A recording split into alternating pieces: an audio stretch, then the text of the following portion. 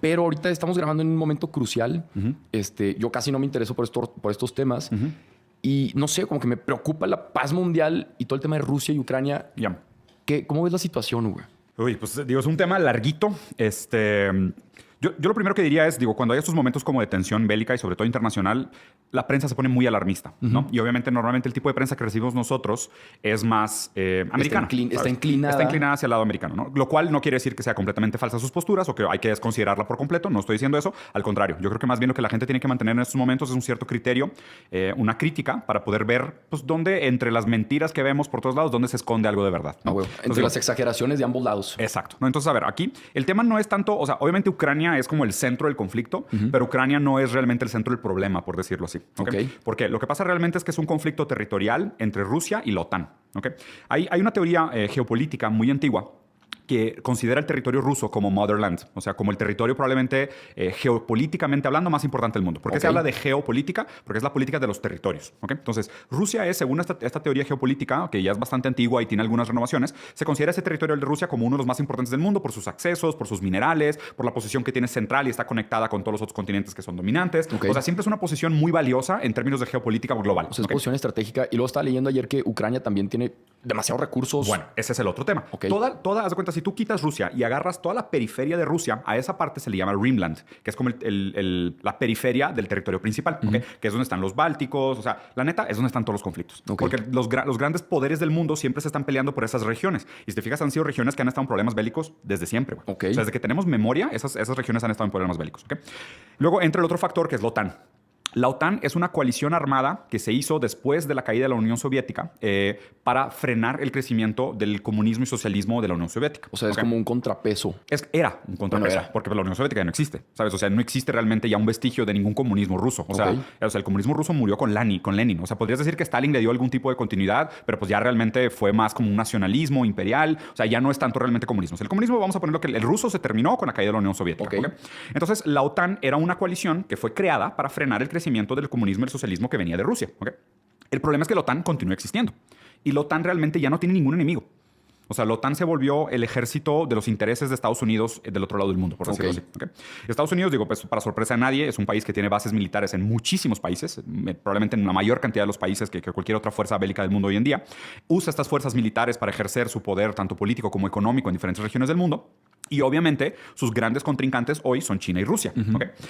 Para que te des una idea, la Guerra Fría se peleó cuando Estados Unidos trató de poner bases militares en Turquía, porque está muy estratégicamente cerca de Rusia, y Rusia dijo, bueno, yo te voy a poner misiles en Cuba.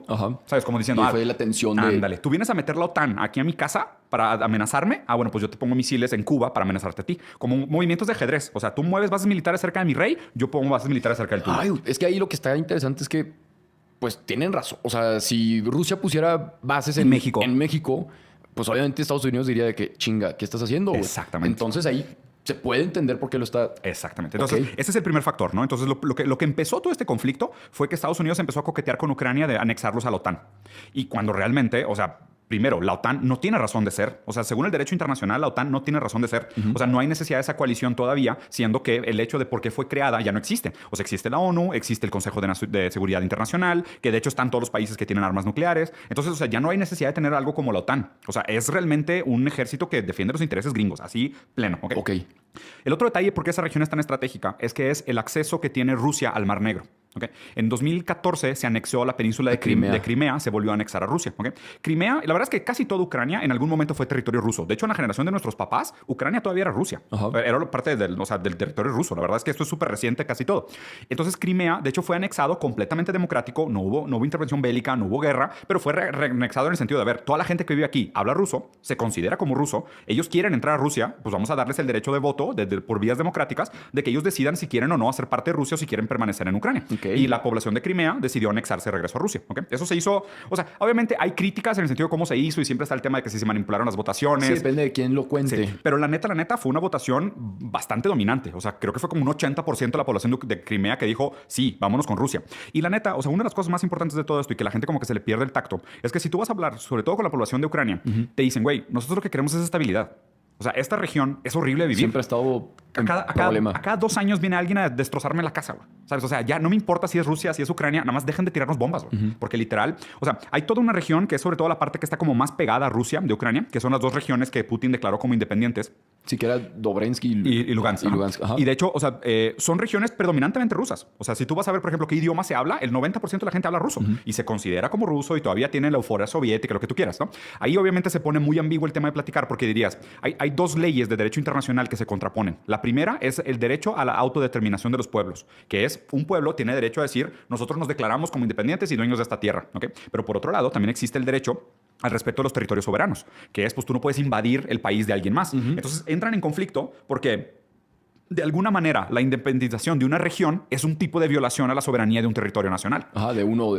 ¿Sabes? Porque de repente si Lugansk dice, yo soy independiente, soy un país que tiene bandera, himno, ejército y parlamento, presidente o emperador. Sí, que quiero que le caigas para acá. Rusia no es invasión según esto. Exacto. Y aparte Ucrania puede decir, ¿cómo te vas a declarar independiente si eres territorio mío?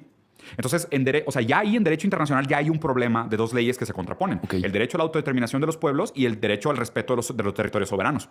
Y justo lo que estamos viendo ahorita es ese problema, ¿no? Que es, oye, pues estos territorios que han estado durante mucho tiempo en conflicto con Ucrania, o sea, separatistas, pero es un separatismo tipo el de España. ¿Sabes? Que muchas regiones de España también tienen como estos sueños de separación, lo que tú quieras. Sí, Brasil también pasó por estos procesos.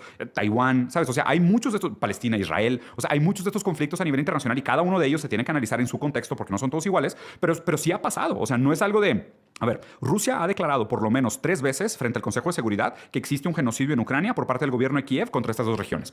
Y es cierto. O sea, sí han lanzado bombas. No es la primera vez que escuchamos de conflictos en Kiev y no siempre ha sido intervención Rusia. De hecho, alguna vez escuché, a ver si me puedes ayudar, que uno de los genocidios más grandes han sido en Ucrania, ¿no? Hubo uno hace muchísimo tiempo, pero durante el tiempo de la Unión Soviética todavía. Pero equiparado de que al holocausto o algo así. Sí, fue muy grande. Fueron millones de personas. Madre sí. Pero justo lo que te decía, en ese territorio en Rimland siempre han habido pedos. O sea, es una región que no goza de paz desde que se hace esa teoría de que es un territorio sumamente geopolíticamente estratégico. ¿Y qué va a pasar? O sea, ¿qué crees que pase? ¿O qué debería ser la posición del mundo? O sea, ahí te va el tema. Entonces, o sea, lo que hizo Putin fue, a ver, yo no quiero que la OTAN se meta a Ucrania, ¿ok? Y seguían forzando, y seguían forzando, y seguían forzando. Y entonces Putin dijo, ¿sabes qué? Yo voy a reforzar la frontera. Y seguían de que no, pues nos vale si Ucrania se quiere meter. Y el presidente ucraniano se estaba alineando mucho con los intereses americanos. Aparte, ya hay historias de que los hijos de Biden tienen negocios en Ucrania. Y ya empieza todo el gossip que la neta prefiero no hacerle caso. Pero entonces se veía que se estaban alineando los intereses de la OTAN y Rusia dijo, a ver, yo no quiero misiles apuntándome a mi casa en mi frontera, güey. Entonces, el movimiento diplomático estratégico de Rusia fue primero reconocer a estas 2 regiones como regiones independientes. Que a ver, es lo mismo que hizo Rusia con Georgia en el 2008, porque también querían anexar el país de Georgia a la OTAN. Entonces Putin, al reconocer 2 territorios de Georgia como independientes, que ahorita no me acuerdo del nombre, les dio poder de voto dentro de la región y negoció. Dijo, bueno, está bien, si quieres no los declaro como independientes, pero ellos tienen derecho a votar si quieren o no entrar a la OTAN. Y decidieron no entrar. Entonces Rusia trató de hacer lo mismo con Ucrania, de decir, oye, yo reconozco estas 2 regiones como independientes y ellos, o sea, pero a cambio lo que voy a hacer es que darles un derecho al voto para ver si quieren o no entrar a la OTAN. Y así como tienen una gran población y empiezan las divisiones internas, pues ya así era estratégicamente la movida de Putin de decir, pues así me aseguro de que no me pongan la OTAN en mi frontera. Sí, en mi frontera y que me estén apuntando a mí. Güey. Claro, el tema es que ahí medio que se salió de control. O sea, ya literal donde yo no estoy para nada de acuerdo con la decisión de Rusia es meter tropas a Ucrania. O sea, el militarizar la frontera, perfecto, porque pues una posición estratégica política es de que, bueno, pues no hay nada, ¿no? Y luego, el reconocer a las 2 regiones como independientes se veía como un movimiento diplomático, tiene un precedente inclusive histórico, entiendo. Pero ya meter tropas, no, güey. ¿Por qué? Porque, o sea, alarmas a todo el mundo. Güey. Sí, claro. Y aparte, o sea, ¿qué quieres lograr? O sea, sinceramente, aquí lo que puede pasar, a ver, o sea, según el derecho internacional, el ya meter tropas ya es un crimen. O sea, ya es rechazable, ¿no? ¿Por qué? Porque no es en legítima defensa. De hecho, lo que le estaban diciendo, o sea, Putin se disculpó diciendo, hay un genocidio en Ucrania y nosotros como somos aliados de estas 2 regiones y las reconocemos como regiones independientes, sí estamos actuando en legítima defensa porque aquí hay un genocidio ocurriendo. Y nosotros ya lo denunciamos en frente a las Naciones Unidas 3 veces y las Naciones Unidas no han hecho nada. Entonces, güey, está interesante cómo eso es lo que ellos ven. Claro, güey. ¿Verdad o no? Pero son su razón, su modus operandi. Y hay precedentes históricos. O sea, es verdad que Rusia ha denunciado este genocidio en Ucrania. Es verdad que sí han hecho... O sea, el gobierno de Kiev tiene guerrilleros en contra de los separatistas, pero es bélico con bombas y guerrillas. O sea, armas mercenarias y armas del ejército soberano también, ¿no? Entonces Rusia dice, bueno, yo sí estoy actuando en legítima defensa. Que ustedes no reconozcan que es legítima defensa es problema de ustedes. Porque yo ya les había dicho que aquí en esta región hay un genocidio sucediendo. ¿Okay? Entonces, el problema es que cuando nosotros recibimos esta información de los medios, lo vemos como una caricatura, güey. O sea, sea, no te pintan estos matices y lo único que te dicen es de que Rusia es malo, Estados Unidos siempre es el bueno. Sí, es que eso es lo que está cabrón, que escuchas nada más del lado americano o del lado de cierta tendencia y te pintan sí como Putin el malo, el malo, el malo, el malo. Y luego, por ejemplo, de Trump, de que se dice, no, que hicieran lo mismo con México, que lo hagan acá. Claro, te pintan a los dos como los malos. Madres. ¿Y qué va a pasar? O sea, ¿qué sigue de aquí? Según yo, y digo, puedo estar equivocado, porque la verdad es de que ya esto ya está fuera de lo que esperaba. Yo no pensaba que Putin iba a meter tropas. O sea, yo pensé que literal iba a ser lo mismo que hizo con Georgia. O sea, usarlo como un movimiento estratégico para frenar el avance de la OTAN en la región del Rim, ¿no? Pero ya que metió tropas, ya se pone más seria la cosa. Yo lo que creo que va a pasar es de que él está escalando tensiones para realmente probar lo lejos que está dispuesto a ir para que no se meta la OTAN a Ucrania. Okay. O sea, él prácticamente lo que está poniendo las cartas sobre la mesa es de que, güey, ustedes ponen misiles en Ucrania apuntándome a Moscú, yo les trueno bombas nucleares a todos. Qué cabrón, ¿no? Así. Y es su bluff, ¿no? O sea, él está calling el bluff para ver también qué tan comprometido está Europa y qué tan comprometido está Estados Unidos con el crecimiento de la OTAN, ¿no? Entonces, aquí lo que creo que va a pasar es que en los próximos días va a escalar tanto la tensión que Putin va a decir, ok, retiro mis tropas de Ucrania con la condición de que nos sentemos a tener una discusión diplomática internacional seria sobre esta región. Y ahí se diga, bueno, ok, está perfecto. Nadie quiere otra tercera guerra mundial. Nadie sobreviviría a una tercera guerra mundial. Entonces vamos a sentarnos como adultos y conversar sobre qué carajos está pasando, ¿sabes? O sea, y ahí lo que se va a tener que poner sobre la mesa es por qué todavía existe la OTAN. O sea, ¿por qué todavía existe un ejército con intereses occidentales haciendo expansión hacia el territorio de Europa? O sea, no tiene sentido. O sea, es algo que tiene que desaparecer inmediatamente. O sea, Estados Unidos le tiene que bajar 20 rayitas a su expansión militar en bases en Europa. O sea, pero grave, grave, grave. Obviamente hay intereses económicos muy fuertes ahí porque Rusia es el mayor proveedor de gas natural de Europa.